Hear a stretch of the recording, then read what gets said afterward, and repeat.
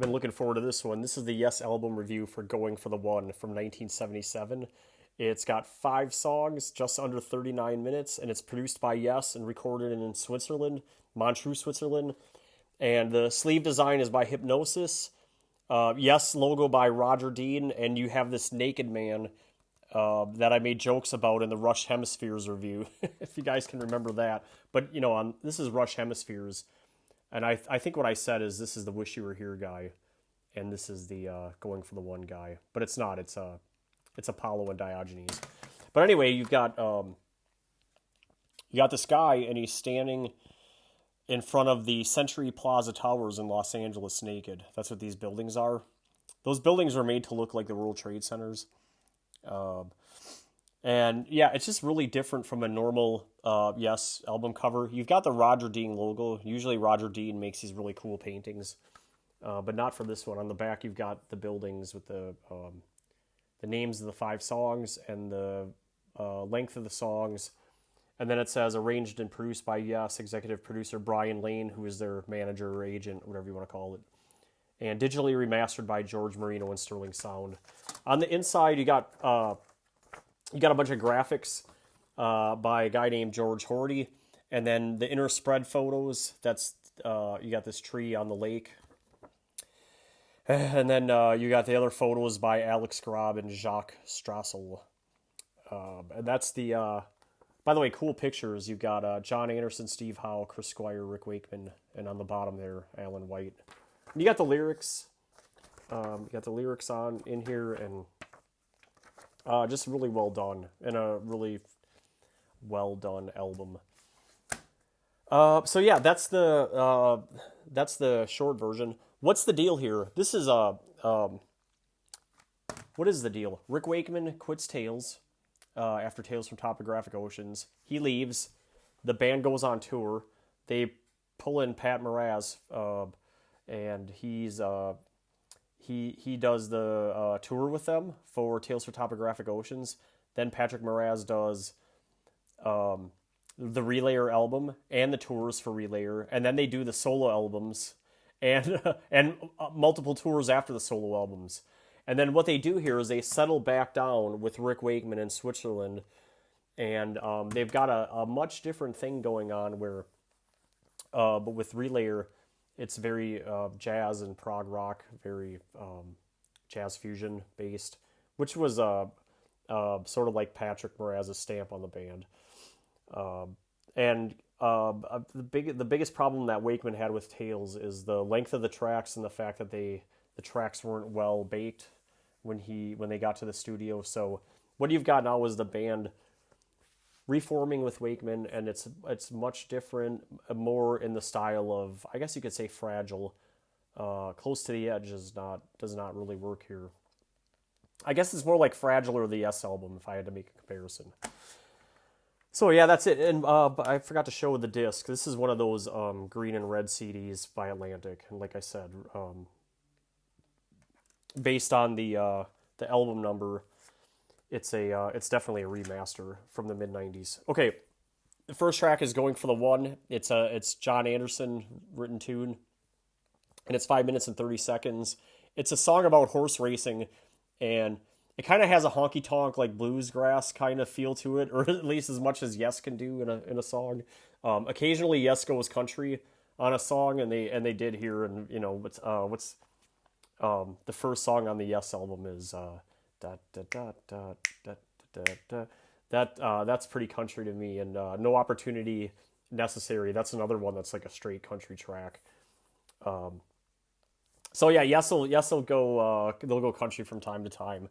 The verse is get the idea across around the track underneath the flank of a thoroughbred racing chaser. It's 16 bars.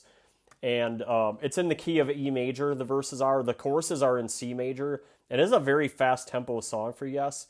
It's 4/4 time. Most of the measures are in 4/4. But it's Yes, so you see a lot of 3/4 and 2/4 time sprinkled in here and there just to give you the shock of having a verse or chorus change up that you didn't see expected. And they do this a lot, by the way. It's one of the main characteristics of their music. The pre-chorus is And here you stand no taller than the grass sees, and you should really chase so hard the truth of sport plays rings around you. It's 4 bars. That's kind of how it goes. Going for the one is it's a 20 bar chorus in which they just sing going for the one over and over again. And I think you can hear Chris Squire singing along with John Anderson. There's a bridge part of the song, Listen in Time, Taken So High. It appears to be in B flat major, even though it's not annotated that way. That's the first chord anyway, is a B flat major. By the way, I used the book for this. I don't have the book handy here, but all the sheet music to this entire album is in the book. The solo, there's a guitar solo. There's like an extended solo on the lap steel that starts around 2 minutes and 19 seconds and ends around 2 minutes and 42 seconds. And the coda part of the song is about 70 bars, starts at about the 3 minute 26 second mark and goes to the end of the song for about 2 minutes and 4 seconds. My favorite line in the song is, when I think about you, I don't feel low. That's what John sings. And anyway, that's going for the one. It's a verse, pre-chorus, chorus, verse, pre-chorus, chorus, bridge, verse, pre-chorus, chorus, outro, or coda. Going for the one. The second track is called Turn of the Century. It is written by Anderson, Howe, and Alan White, and it's 7 minutes and 58 seconds. And if you ever want to read about it, there's a really interesting write-up of this song on Wikipedia. This is one of the most beautiful songs in the Yes catalog. And I like this version, but also the version that's on Keys to Ascension works really well, punctuated with Steve Howe's beautiful acoustic guitar playing with that opening, that do-do-do-do-do-do-do-do-do. If you asked me to play a Yes song for somebody that had never heard Yes before, I would choose Turn of the Century. The easy answer, of course, would be Roundabout, but the Turn of the Century is more beautiful. And the lady that John is singing about dies in the fourth verse, or I guess she's dead the whole time, and he's just singing about the memories in verses 1 through 4. Rowan is the character who decides in the fifth verse that he can mold her back to life, and then she comes back to life during the bridge part of the song. It's in the key of A minor, E minor, and C sharp minor, and it's a slow tempo at first, but the tempo of the song picks up, and it's in 4/4 time for the most part. The verse is realizing a form out of stone, set hands, moving, Rowan shaped his heart. He's already thinking about how he's going to recast his girlfriend or lover or spouse. It's a 12-bar verse, and then the key change to E minor is after the 7th verse with the instrumental. It's 15 bars, and then there's a key change to C sharp minor, which starts at the 8th verse. Was the sign in the day with a touch as I kiss your fingers. That's 12 bars. It's a 12 bar, and the verses with the singing at the end. The instrumental starts at 3 minutes and 51 seconds and is the most beautiful piano piece by Rick. And Steve's playing along with electric guitar. And it ends at 5 minutes and 26 seconds where the 8th verse begins. And that instrumental runs for 1 minute and 35 seconds. It's just really majestic. The last 3 verses, John sings about how happy Rowan is to have his girl back. And Turn of the Century is a song with 11 verses with an instrumental in the middle and a 22-bar instrumental outro. The third track on Going for the One is called Parallels. It's a Chris Squire tune. It's 5 minutes and 52 seconds. This is a big change in the mood of the album with the third track, with a loud thumping prog song with Rick Wakeman hammering away on a church organ and Steve Howe's blistering, squealing guitar work. Chris Squire plays the lead line on his bass guitar, the whole boom, boom, boom, boom, boom, boom, boom, boom, boom. It's kind of like that. It's in the key of C, except the bridge in 18 bars in the key of G is the bridge. And it's moderate with a strong beat, 4/4 time, but it's Yes, so it has lots of time changes in it, but it's mainly in 4/4. The verse is, when you've tried most everything and nothing's taking you higher, it's 14 bars. And the chorus is, it's the beginning of a new love inside. It's 14 bars. And the bridge, like I said, is in G major. Parallel our sights, and we will find. And John, by the way, John's just pretty much screaming in this song. It's 18 bars. And the solo is a big, big guitar solo jam that ends at 3:19. At 3 minutes and 47 seconds is a big looping jam with Rick Wakeman on organ first. Ends at about 4:30 before one final chorus and then the outro jam, which is more like a Steve Howe guitar solo, which starts at the 5-minute 20-second mark. Parallels is a verse, chorus, guitar solo, bridge, chorus, outro. The fourth track ongoing for the one is called Wondrous Stories. It's John Anderson, 3 minutes and 47 seconds. He wrote the tune. I don't know what this song is about, but it sounds like a love song, and I just could never figure it out over the years. But I think it's just a love song, really. It's one of these John Anderson deals. It's in the key of E major, moderate tempo, and in 4/4 time. The verse is, I awoke this morning, love laid me down by the river. It's 8 bars. And I think before the verse, there's like I'm trying to think how the song starts. There's an intro, and I think Steve is playing the mandolin. If I'm hearing it right in my brain right now, the pre-chorus is in the giving of my eyes to see your face. Sound did silence me, leaving no trace. That's 7 bars, and then it like abruptly goes into the chorus. I beg to leave to hear your wondrous stories. It's a 12 bar. He just keeps singing that over and over, and Rick's doing the thing. And then there's a solo which starts at 1 minute 33 seconds after the second chorus. It only lasts about 20 seconds, but Rick Wakeman plays this doo thing on the organ, and it's quite cool. And it's verse, pre-chorus, chorus, verse, pre-chorus, chorus, verse, pre-chorus, chorus, and outro. And with that solo, which is after the second verse, that's Wondrous Stories. Now it's like, duh, the true highlight of the album is track 5, Awaken. And I can't believe I didn't even talk about it in the intro. But that's, Awaken is what makes the album. Awaken is written by John Anderson and Steve Howe. Although I think Pat Mraz had something to do with it. That's not credited, by the way, but that's just what I've heard over the years. It's 15 minutes and 38 seconds. There's 21 pages devoted to Awaken in the book. I should go get the book. I will in a second.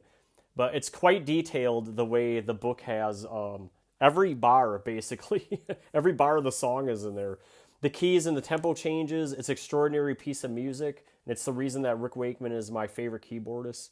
And the song is about awakening the spirit, unity and harmony, the workings of man part, and the transformation in challenges direct as eyes see young stars assemble, and about God and divinity and the divine inspiration.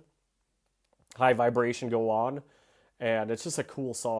I hit pause to get the book, but this is the book, the Yes Complete Deluxe Edition, and it's got all these albums going for the one, including it's got Tormato and Drama 2 and Yes shows, but there's just so many pages devoted to Awaken. It starts on page 343, and it's almost like 20 pages, bar by bar. Here it is.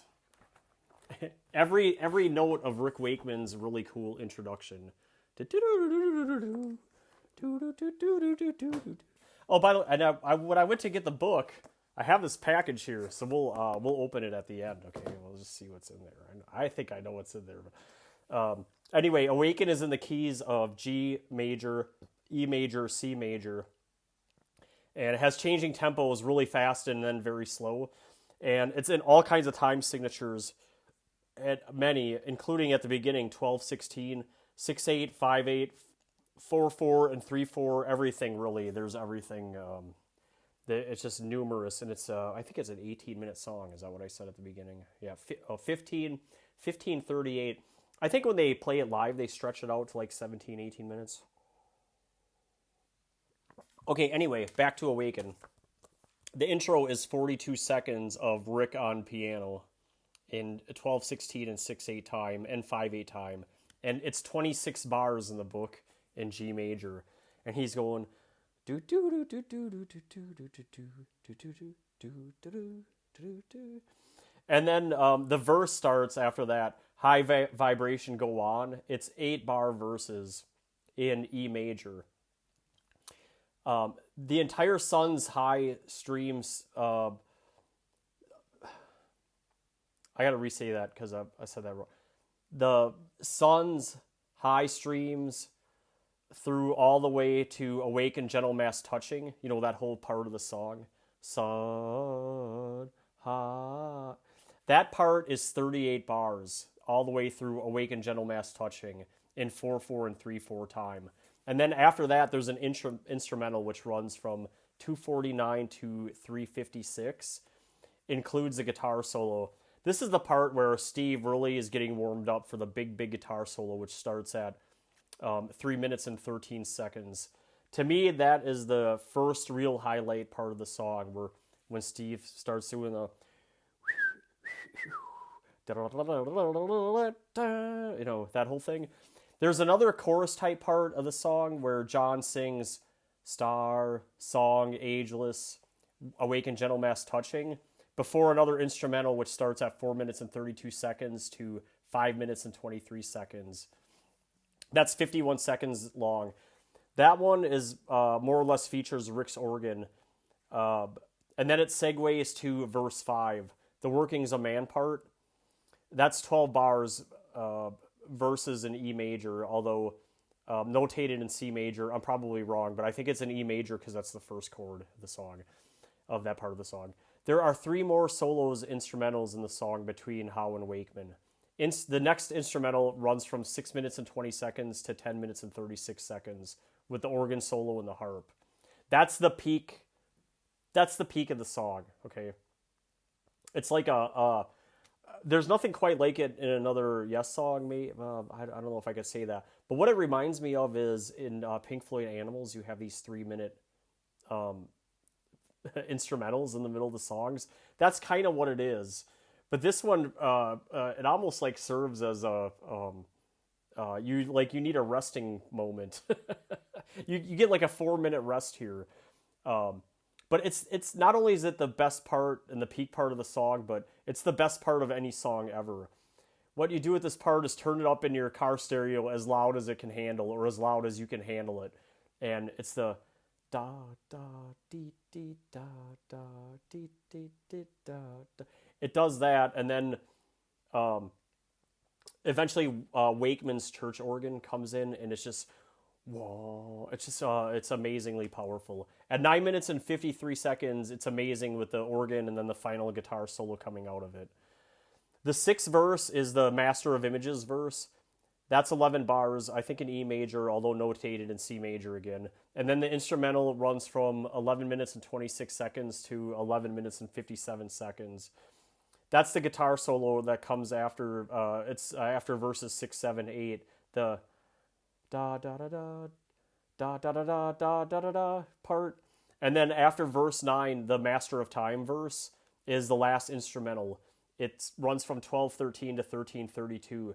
What that part is it's really Rick Wakeman blasting away with an organ solo at the beginning of the giving away to the final verse, which is high vibration, go on. But that's after the instrumental part that's 4 minutes long. That Rick Wakeman blasting away on the organ solo, that's like one of his plum spots in the songs. And then the outro is John Anderson singing Like the Time I Ran Away, Turned Around and You Were Standing Close to Me. It's 14 bars, and you can hear Chris Squire going bum, bum, bum, bum. And the song ends with a doo doo doo doo doo by Steve Howe, and it kind of fades out. Awaken is just one of the best Yes songs. It's definitely the highlight of the album. It's a verse, chorus. The first guitar solo, chorus, break, verse, organ solo, verse, guitar solo, verse, organ solo, verse, and outro. And that's Awaken. It's an amazing ride. The sales for Going for the One, it's only number 9 for Yes, behind Tormato and even behind Big Generator. Uh, 100. It's number 112 in 1977. So Yes had, I think their reputation kind of took a hit because Tails sold a lot and didn't deliver on like a lot of pop stuff. Same for Relayer. And now you're coming back with Going for the One, and it's got a weird. To me, it's a weird album cover, but it didn't sell. But it did go. It went gold in France and the UK and in the US, but it didn't. It didn't like blow the doors away. It's 726,000 copies sold pretty much predominantly in 4 countries. It's pretty good, but it's not awesome. Like didn't hit the million mark. Tiny compared to other 1977 favorites like Animals. I mentioned Pink Floyd Animals sold 6 million copies, and I just did the Kiss Love Gun review. That did 4 million. So it's way behind those. ProgArchives.com gives it a 4.06 rating, which is 36% are 5-star ratings on ProgArchives.com. That's pretty strong. That's really strong, but it's not strong enough to be in the top 100. You gotta have higher, and you gotta have more reviews by more famous reviewers, because of course you know that they weight their reviews. Allmusic.com, it gave it 3 stars. Someone named Ross Boisano, quote, "The disc could be seen as a follow-up to Fragile." Ah, there we go. Its 5 tracks still retain mystical, abstract lyrical images, and the music is grand and melodic. The vocal harmony is perfectly balanced by the stinging guitar work of Steve Howe, Wakeman's keyboards, and the solid rhythms of Alan White, Chris Squire. End quote. Yeah, okay, so that makes sense to me, and that's why, even in my mind, I was like, this is more like Fragile or the Yes album. And it's less like, I would say it's less like Tales and Relayer, but just because they tone down their ideas just a little bit, you know. Rolling Stone gave it 3.5 stars. I couldn't find the write up, but that's what they gave it. It's a great album. I have it after Tales.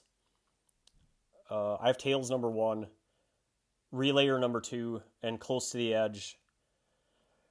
Yeah, and then Close to the Edge is 3, and then this one's at number 4 for Yes. For me. It's close. I mean, you know, I'd probably rather listen... Right now, I'd probably rather listen to this than Close to the Edge. But I still think Close to the Edge is the better album. But it's close. I mean, what you're really talking about... All 4 of those albums I just mentioned are masterpieces. After that, once you get after Going for the One, then now you're... now you got a lot of Yes albums that have some flaws on it.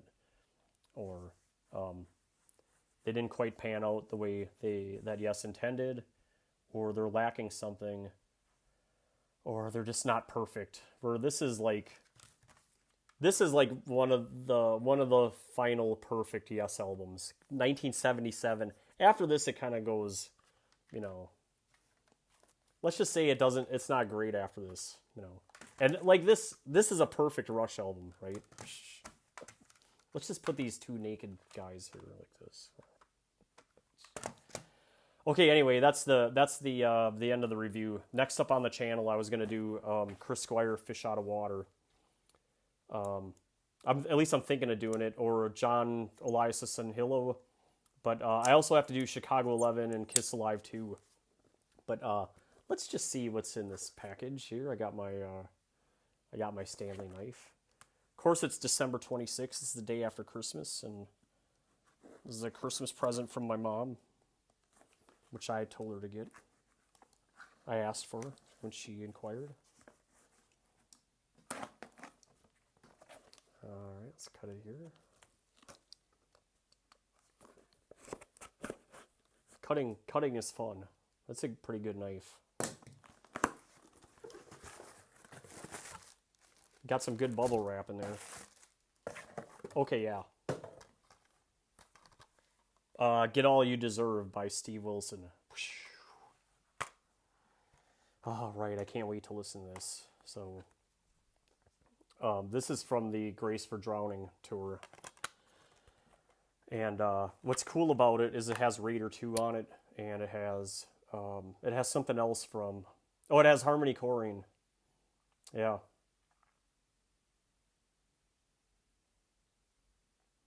yeah. God, I can't. Is this Harmony Korine tour or? Yeah, it has to be Grace for Drowning because of Raider 2. Yeah, yeah. Anyway, but nothing from is Luminal on this? Okay, so here's where I get confused. Luminal's on here, and Luminal's on the Raven. So, you know, they're already playing the Raven stuff. So yeah, anyway, I'm looking forward to that. And also, I'm thinking about doing like a this year in music 2024, like the my favorite albums that I got or stuff that I acquired. Maybe I'll do that too. Okay, I'm out. Thanks. Like and subscribe and all that.